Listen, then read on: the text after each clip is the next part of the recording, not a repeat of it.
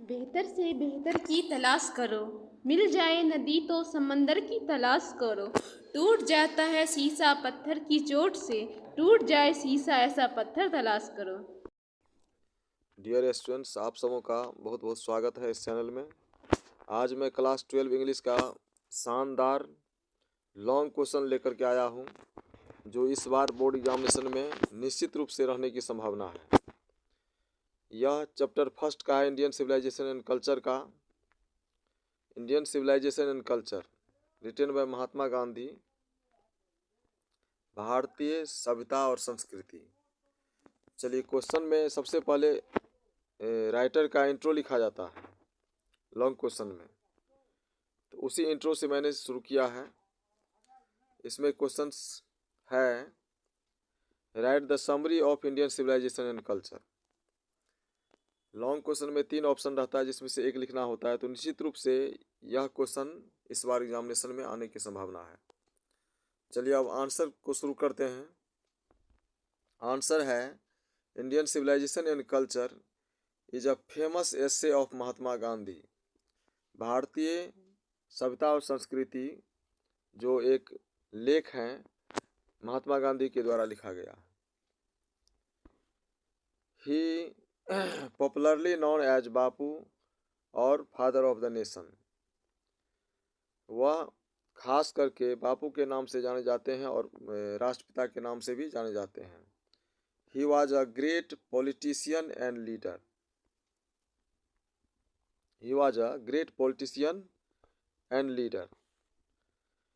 वह एक महान राजनीतिज्ञ भी थे और नेता भी थे।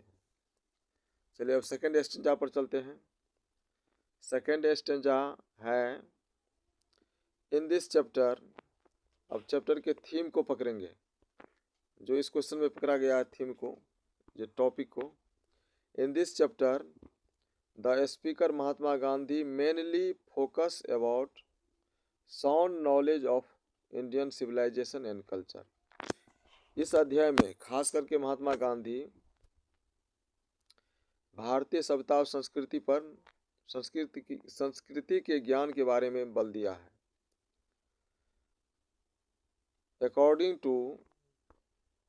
According to Gandhi ji, in modern age, the ancient civilization of Greece, Rome, Egypt and China are gone.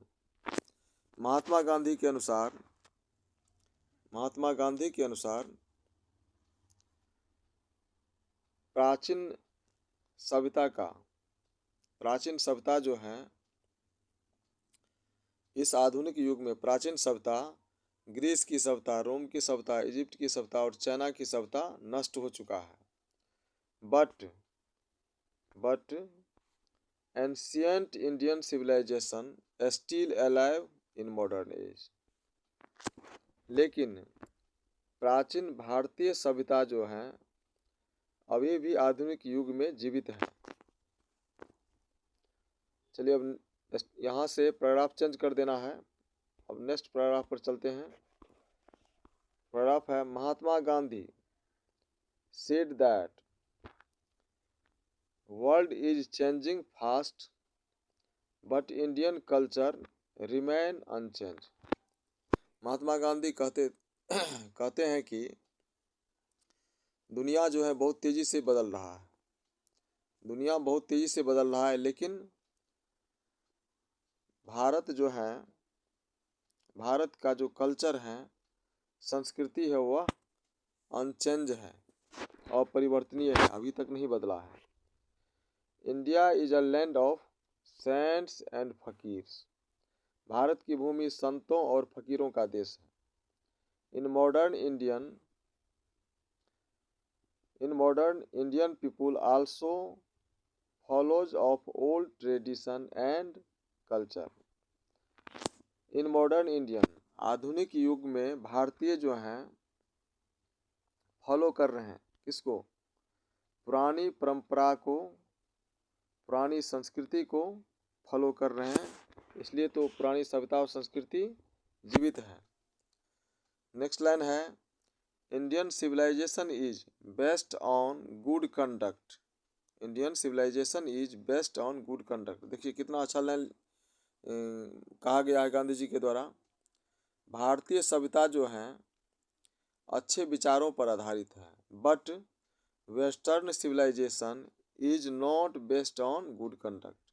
लेकिन पश्चिमी सभ्यता जो है अच्छे विचारों पर, अच्छे आचरण पर आधारित नहीं है।